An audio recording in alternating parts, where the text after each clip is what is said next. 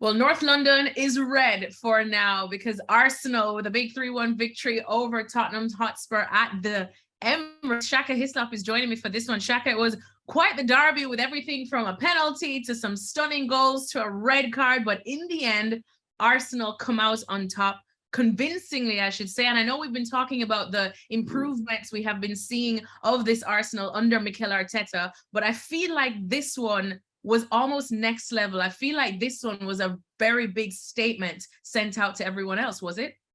It certainly was. Listen, there's always a lot at stake in the North London derby this season in particular, given the start to the season that both these teams have had. And I thought in Arsenal's other real test so far this season, and I say that with the greatest respect in their win away to Crystal Palace. But against Manchester United, I didn't think Arsenal were that great. And I know there's differing opinions on that, but I thought that was the other really big test this season, and one that they failed. And they needed to prove something to themselves as much as everyone else going into this one, another top 4 contender. And they got the result, and I think the performance that Arteta was looking for, and that the red half of North London needed. The opening goal by Thomas Partey came out of nothing. It simply was an incredible goal that made everybody sit up and take notice. And then I thought you saw a lot of my concerns around Arsenal. And I get this total football that Arteta wants Arsenal to play, but there were a lot of circumstances where I just felt uneasy about Arsenal defensively. And then the Spurs goal came, or the penalty came. That didn't surprise me. It didn't surprise me the timing or the manner. I thought they'd just avoided danger. Then a sloppy pass back in the box. I can't remember who it was. The foul, and the referee right to point to the spot. But from then, I thought, again, you saw the best of who Arsenal are. The red card came, and that ended it as a contest. And Arsenal, over the balance of play, I think deserved the 3 points.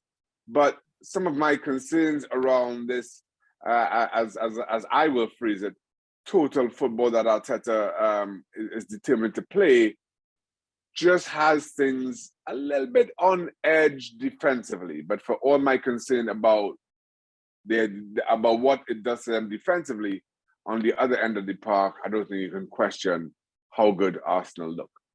What would you like to see them, I suppose, tying up in the defense? Because I know it's so, I suppose sometimes we forget about the defensive play, especially when things are going so well in the attack, which they have been with Arsenal. You have the likes of Gabriel Jesus, who's just on another level now. We saw some very nice link-up play as well with Arsenal that sometimes I know I'm going to calm down, but usually when we think of Arsenal of old, or at least Arsenal when I was growing up, we liken them to playing that champagne football that everyone fell in love with. You know that, and whether they can get back to that. And someone who was a part of that too was Mikel Arteta. He knows it as well. So everyone concentrates on how good they're going in the attack, but defensively, how do you sort that out? Because we know how necessary a solid defense is. Yeah, listen, this isn't a criticism that is unique to Arsenal. Well, from me, that's unique to Arsenal. I had the same complaint about Manchester City in some of the earlier Pep Guardiola days in particular. Sometimes you just have to kick the ball hard and high wherever you may be facing. Old school type of defending. Exactly. Not every time the ball falls at you, it calls for a 5 or 10 yard pass. Sometimes you just have to hoof it and just get the ball out of danger, and then regroup and then recalibrate. Too often for me, for Arsenal, even when they're under pressure at the back, the first option or the only option is a 5 or 10 yard pass into somebody who may be under pressure, and that just invites the opposition to continue to press, to keep them higher up the park. And at times, I think it can cost you. While there are the occasions where you play yourself out of that pressure and you get a good chance on the other end, in games when you're dominating, I think the risk reward just isn't isn't worth it. And that's what it was called. You're 1-0 up. Sometimes it means just booting the ball over your own crossbar, as opposed to try to caress a ball into the path of Gabriel or whoever it was. Again, for as much trouble as it gets you in, it also encourages the opposition. So that's the gist of my complaint. Looking at Spurs now, what I suppose are your thoughts on how they did approach the game? Because in the first half, we saw them sit back quite deeply, almost biting that pressure from Arsenal. And then in the second half, we did see for a bit where they tried to go out on the front foot again, but then kind of faded, I suppose. I remember here in the UK, they had Cesc Fabregas, and he actually thought Antonio Conte would be the happier one at halftime, and felt that they probably didn't need to press as much and were happy to let Arsenal come after them. But how did you make of how Antonio Conte went about it? Did you want to see more from them? I think that's difficult to judge, and as we record, this is right after the game is finished. So I haven't heard Antonio's post-game comments just yet. But I thought the first half went as Spurs would expect. Sitting back, soaking pressure up. The front three, Richarlison, Kane and Son, I thought looked dangerous. Again, at times I thought Arsenal invited that, but I thought they looked as you would hope or expect. And then Spurs looked as good and exactly as they have done under Antonio Conte. So I understand exactly why, especially with it being 1-1 at halftime, away from home, why the suggestion is that Antonio Conte would have been the happier of the two managers at that point. But the sending off changed the game. Yeah. It changed how Spurs had to go about things. You're already down, down 10 men.